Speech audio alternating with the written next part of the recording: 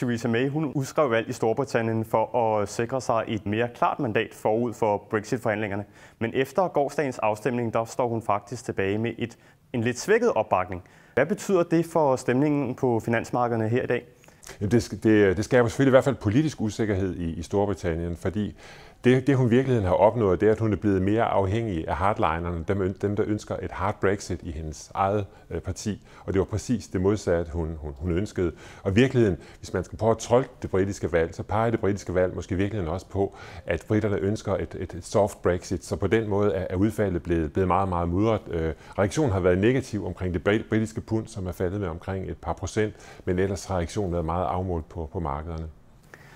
Hvad vurderer du, at det britiske valg, som vi nu har haft, det vil betyde, og de kommende Brexit-forhandlinger, de vil betyde for aktiemarkederne og dermed for pensionsopsparingerne på lidt længere sigt? Altså i Storbritannien så efterlader det her en længere periode med usikkerhed, og det er sandsynligt, at der kommer et nyt valg, måske inden så længe, fordi man vil ønske at skabe en større politisk klarhed. Men det vil skabe usikkerhed i Storbritannien, og det vil også betyde, at den hånd, hvormed de fører Brexit-forhandlingerne, er mere usikker. Så i den forstand, så kan en smule af den her usikkerhed også forplante sig til Europa.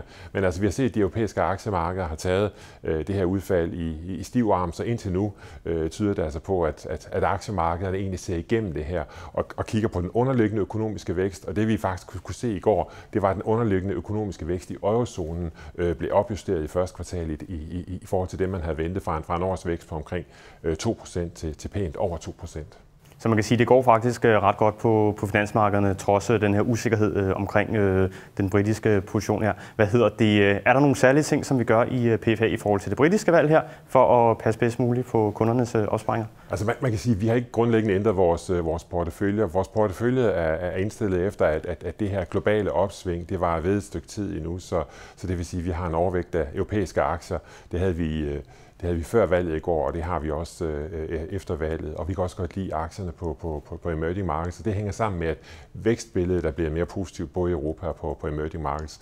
Og det de finansielle markeder i virkeligheden gør i øjeblikket, det er, at de ser lidt igennem den her politiske usikkerhed og fokuserer på den underliggende økonomiske udvikling. Og vi tror i virkeligheden også, at det er det, man skal gøre som investor og som pensionsopsparer. Så som pensionsopsparer, der kan man sige, der behøver man ikke at foretage sig noget i den her situation? Som pensionsopsparer kan man konstatere, at den politiske usikkerhed stadigvæk er forhøjet, men på trods af det, så er de økonomiske udsigter langt mere positive, end de var for et års tid siden, da britterne besluttede sig for at træde ud af EU. Tak skal du have. Selv tak.